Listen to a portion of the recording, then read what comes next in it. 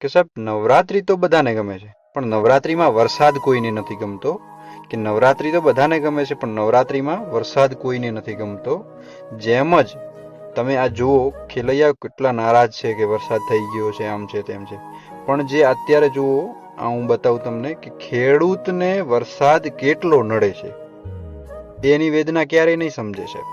કે જે ખેડૂતને વરસાદ કેટલો નડે છે એ ક્યારેય નહીં સમજે. તમે જો આ વિડીયોમાં બતાવું તમને કે ખેડૂતને કેટલું નુકસાન થાય છે.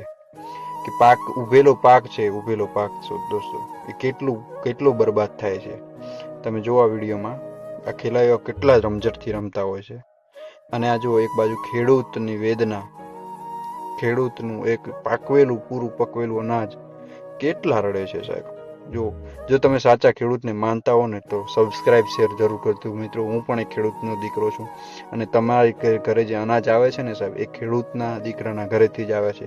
કે સાહેબ અનાજ કોઈ દિવસ ડિજિટલમાં નહીં થાય સાહેબ, એટલું યાદ રાખજો. અને આ ખેડૂતની જેટલી વેદના છે ને, એ તમે એક શેર સબસ્ક્રાઇબ કરશો એટલે તમને કેટલું પુણ્ય મળશે સાહેબ. અને જે આ ખેડૂતને સપોર્ટ કરજો મિત્રો. તમે જે જોઈ શકો, ખેડૂત કેટલો રડે છે સાહેબ. નવરાત્રીમાં વરસાદ બધાને નડે છે, બાકી ખેતરમાં પડેલો વરસાદ સડે છે ને, એ કોઈને નથી નડતો. બરાબર છે ને મિત્રો? લાઈક સબસ્ક્રાઇબ જરૂર કરજો મિત્રો. તમારો એક સબસ્ક્રાઇબ અમને જરૂર છે.